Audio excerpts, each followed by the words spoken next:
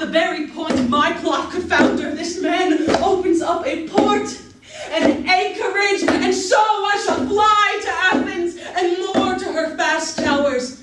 But now I can unfold to you my whole design. There is nothing sweet in it, as you will see. I send a servant of my house to Jason, asking him to come to me. He arrives, and I explain in the softest accents how I now agree, how everything is for the best. His royal marriage, his sacrifice of me, everything he has planned is for the best. But I ask him to let my children stay, with no intention, you understand, of leaving any child of mine in a hostile place for those who hate me to maltreat. No, this is just a device for murdering the daughter of the king.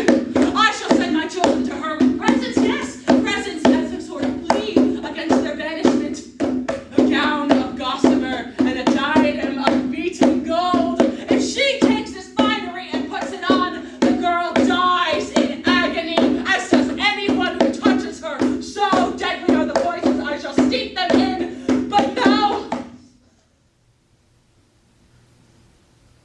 But now my whole tone changes. A sob of pain for the next thing I must do. I kill my sons, my own. No one shall snatch them from me.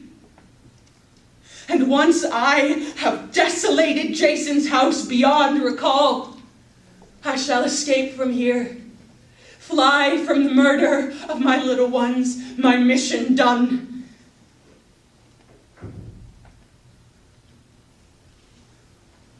People that one hates, my friends, must never have the last laugh. Well, so be it. For what is life to me? I have no father, home, or defense from danger. Oh, the mistake I made was trusting the word of a man from Greece, but he is going to pay the price. Never again alive will he see the sons he had by me, nor any child by that new bride of his. Poor girl, who has to die a wretched death, poisoned by me. Let no man think me insignificant or weak. I am no meek martyr. No, quite the contrary. Relentless an enemy I make. Though kind enough to friends, such is the genius of my life. Though you have shared all this in confidence with us, Medea, and though I long to be of help, we must uphold the laws of life, and so I say to you, you must not do it. There is no other way. And although I understand your sentiments, you have not been through my agony. But my lady, to kill your own two sons. It is the supreme way to hurt my husband. And it makes you the most desolate of women. Be that as it may, argument is now superfluous. Nurse, when I am in need of real loyalty, you are the one I always turn to. Go now and fetch Jason here. But as you are a woman and a faithful servant of this house, whisper no syllable of what I plan. The people of Athens are blessed through the ages, seeds of the all-hallowed gods, born on a soil unravaged and holy. They feed on the wide, bright pastures of knowledge. Lightly they walk through the crystal air in a land where Harmonia, goldenly fair, once gave birth, they say, to the 9 muses, the pure maids of Pieria. And out of the sweetly flowing currents of Cephisus, they declare, Aphrodite sprinkles the land and fragrantly breathes delicate breezes. Forever she sheds from the streams of her hair, plaited with roses, scented petals, and sends the loves, the erotes, to preside with wisdom over the heart, and together prepare the glories of art. How then shall a glorious city, city of sacred rivers, host of the salutary guest, kindly take to the killer of children, harbor among them a murderess. Think of how you are stabbing your sons. Think, too, of the blood you assume. Do not, please, we beg by your knees, by everything and every means, murder your children. When? Where will you find the mind, the hand, or the callous heart hardened enough to strike these? Yours, oh, heartless enough. No, when your little children kneel crying out for mercy, you will not be able to find the nerve, no, never be able to bloody your hands. I have come, Medea, because you asked me. I put myself at your disposal, even though you are against me. Tell me, madam, what can I do for you? Jason, please forgive me for all the things that I said. Bear lightly with my outbursts, will you? If only in remembrance of the great love we had together. I have been arguing with myself, have taxed myself severely. You raving fool, I said, to antagonize those who wish to do you good, setting yourself against your rulers and your husband, his royal marriage, and his design to bring up brothers for your sons, does you the greatest service that he could. Why not calm yourself?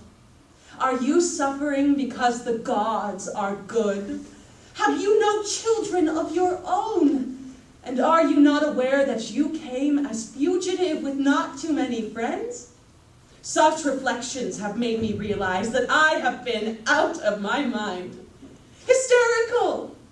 Now I thank you. Now I am convinced that in securing us this benefit, you are the wise one. I, the fool. I should have been your ally and encouraged you. Yes, I should have been at hand to help, been there to deck the bride, dress the bed, and been happy to do it. But we women, well, we are what we are, let's leave it at that. Do not copy us in our perverseness or try and get your own back, giving tit for tat. I ask your pardon. I admit to being wrong. I thought better of it now. Come, children, out of the house. Come, greet your father. Join me in loving him, not resenting him. Your mother's rancor's over. There's peace now. The fighting's done. Come, take his hand.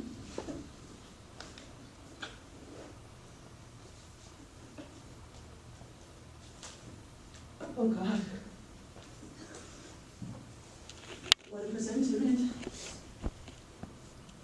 What an image looming in the dark. My sons, if only you could go on living, go on loving with your arms stretched out like that to me forever. It breaks my heart. I am too prone to tears, too full of tears. It is the sudden ending of my quarrel with your father which makes them flow. A sight so touching, they overflow. My eyes, too, are stinging.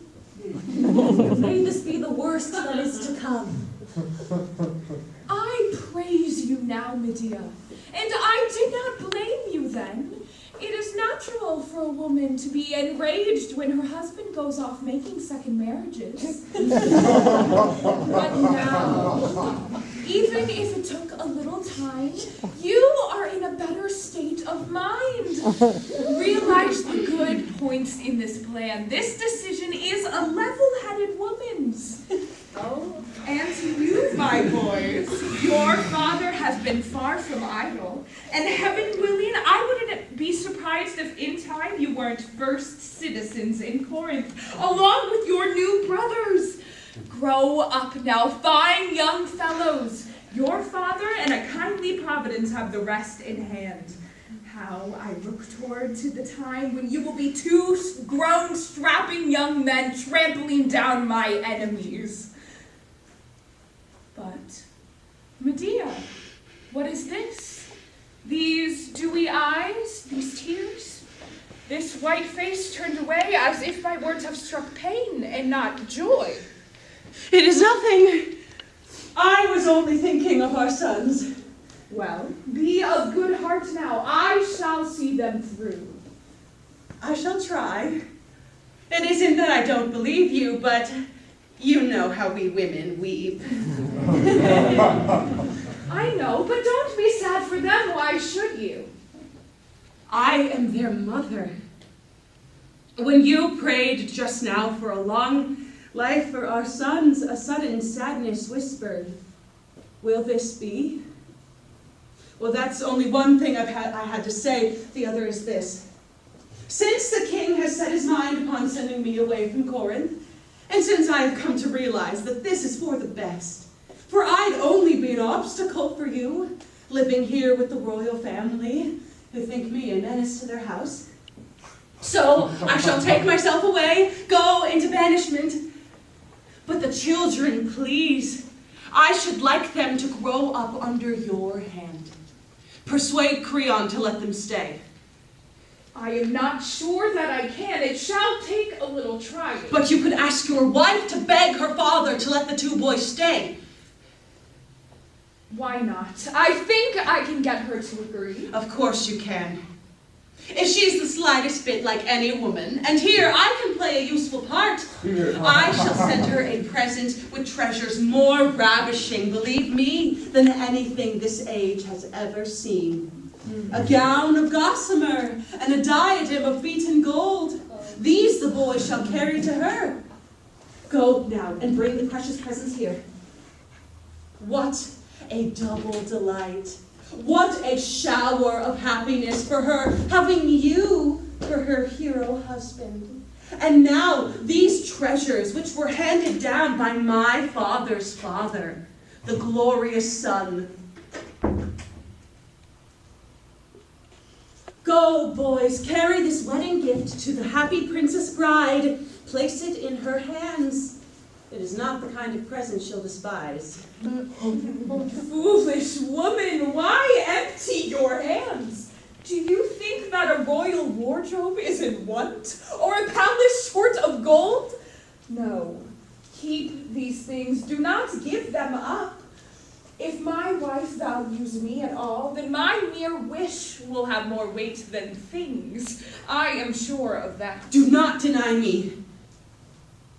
Even the gods, they say, succumb to gifts, and gold is stronger than the strongest wits. She is lucky. She is blessed. She increases. This exile I would barter for my babies, not just with gold, but with my life. Go, boys, into the halls of wealth, and on your knees beg this new wife of your father's and my mistress to let you stay in Corinth. Most importantly, see that she takes the precious things into her own hands. Go now, success be yours. Come and tell me the good news. Your mother waits with all ears. Now has the last hope gone of the children living. Gone in forever, they walk already to murder. The bride is taking the golden diadems, is taking the poison and doom. Over her yellow hair, her hands are fitting the decorated dime. The gorgeousness of the gossamer gown will win, and the beaten gold of the diadem embrace her. The bride is decked and ready to meet the dead. The trap is lethally set. Doomed, miserable woman, doomed to fall in, ineluctably caught by fate. And you who are groomed for murder, Jason unsuspecting, are to bring on your sons a death and a demise on your bride of the hideous kind. Unhappy man, how far you are falling. And you, the unenviable mother, how I weep for your pain! Killer of children, for vengeance of a love that is gone, betrayed by your man for another bride whom he sleeps beside in his wrong. My lady, your boys, they will be banished. And the princess, the bride, with her own hand, she took your presents oh so gladly. Now the children's danger is over.